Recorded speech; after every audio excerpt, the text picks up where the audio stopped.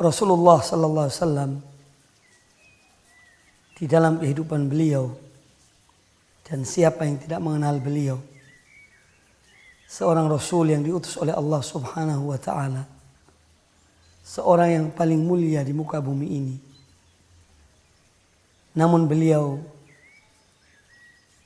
adalah seorang hamba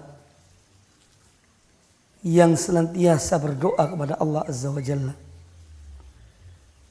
Dan doa-doa beliau adalah doa yang singkat, tetapi mengandung makna yang amat sangat luas.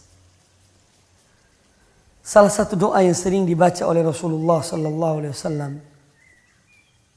adalah doa meminta petunjuk kepada Allah, yaitu doa yang masyhur,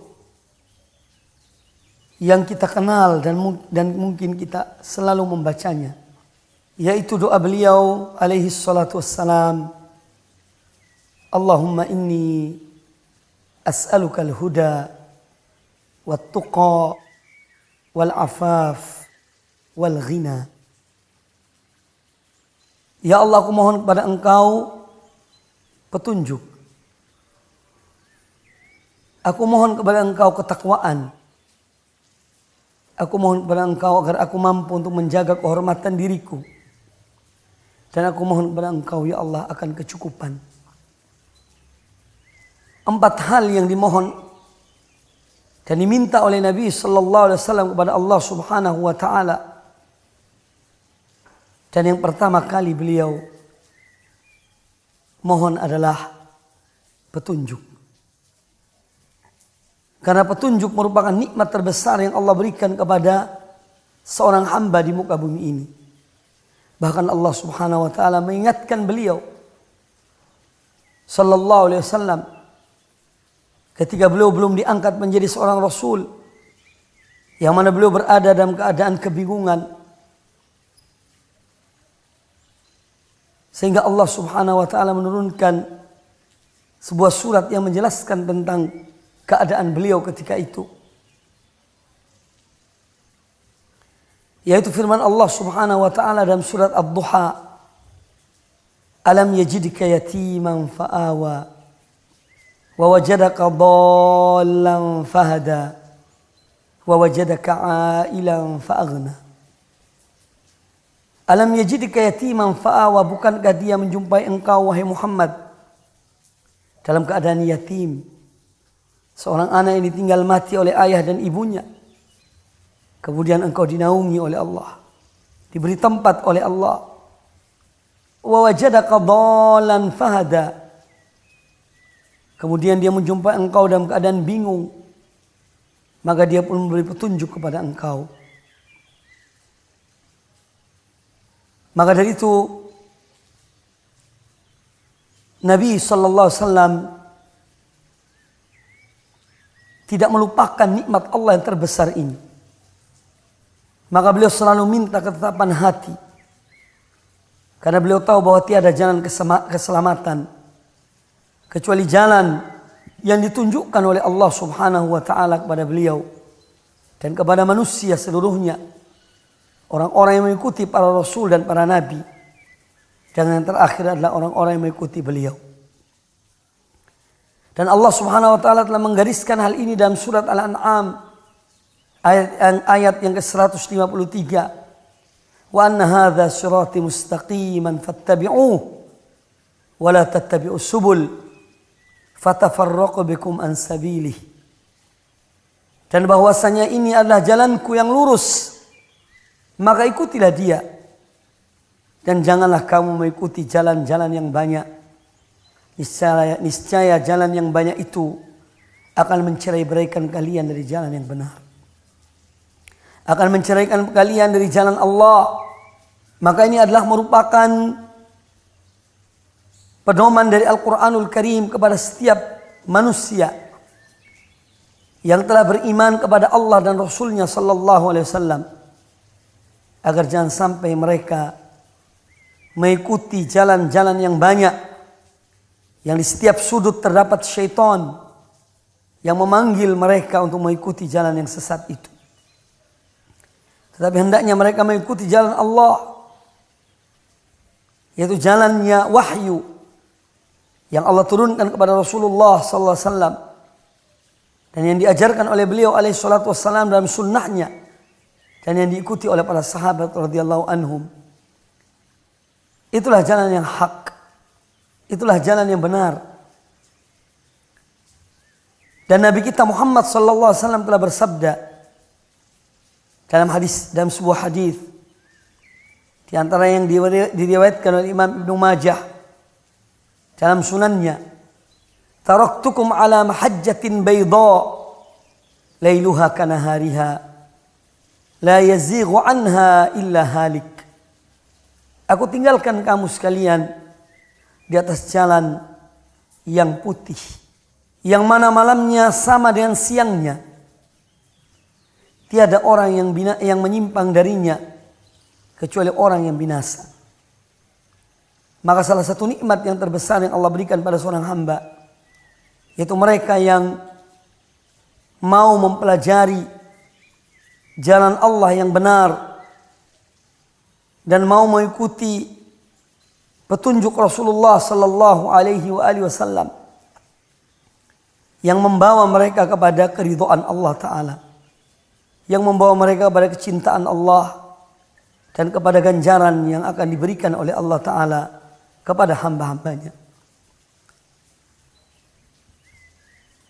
Orang yang membekali dirinya dengan ilmu dan dia telah mengetahui jalan yang hak dan jalan yang batil, dia telah mengetahui jalan Allah dan jalannya syaitan, maka dia akan bisa mengukur dan dia akan bisa melihat mana jalan Allah yang lurus. Dia melihatnya dengan hujjah, dengan dalil. Karena agama ini adalah dalil. Agama ini adalah qala Allah dan qala Rasul. Agama ini adalah firman Allah dan sabda Nabi sallallahu alaihi wasallam. Agama ini adalah apa yang dijalani oleh generasi terbaik dari umat ini, yaitu para sahabat radhiyallahu anhum, yang Allah ridho pada mereka dan mereka ridho kepada Allah. Maka orang-orang yang mengikuti mereka adalah orang-orang yang selamat dan diselamatkan oleh Allah Subhanahu wa taala, karena Allah telah menjanjikan hal tersebut. Was-sabiqunal awwalun minal muhajirin wal ansar walladzina tabauhum bi ihsanin radhiyallahu anhum wa radu an wa adda lahum jannatin tajri tahta al-anhar khalidina fiha abadan dzalikal fawzul azim. Dan orang-orang yang pertama-tama, orang-orang yang terdahulu, mereka beriman, mereka memeluk Islam dari kalangan muhajirin, dari kaum muhajirin dan ansar, serta orang-orang yang mengikuti mereka dengan baik. Allah ridho pada mereka dan mereka ridho kepada Allah, dan Allah siapkan bagi mereka surga yang mengalir di bawahnya sungai-sungai, dan itu mereka kekal di dalamnya selama-lamanya, dan itulah kemenangan yang besar. Ayat ini, yaitu ayat ke-100 dari surat At-Taubah, adalah penjelasan yang sangat jelas, hujjah yang sangat terang benderang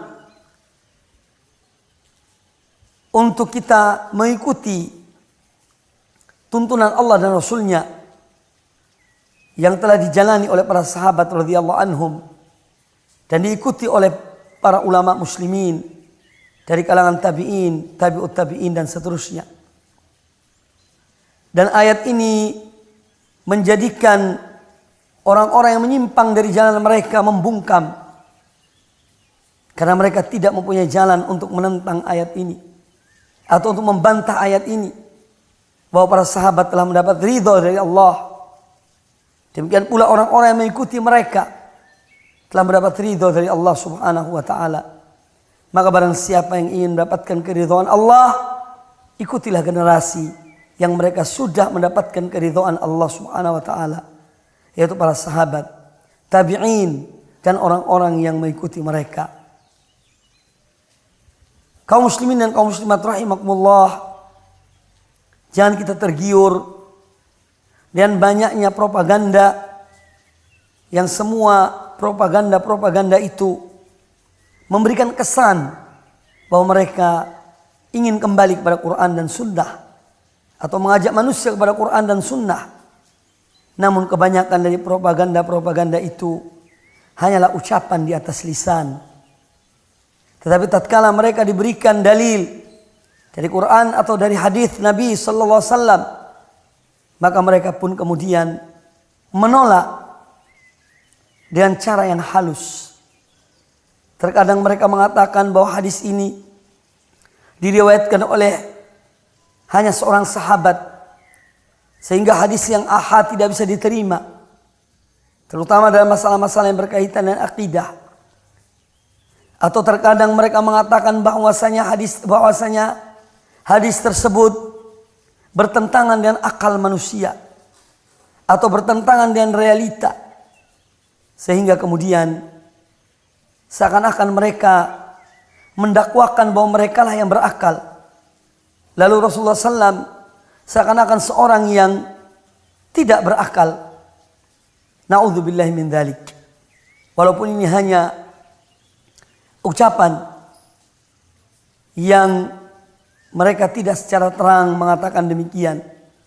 Tetapi orang-orang yang mereka beriman kepada Allah dan Rasulnya, apapun yang datang dari Allah dan Rasulnya, maka mereka selalu mengatakan sami'na wa ata'na, kami mendengar dan kami mentaati. Dan itulah orang-orang yang akan mendapatkan kemenangan di dunia dan di akhirat.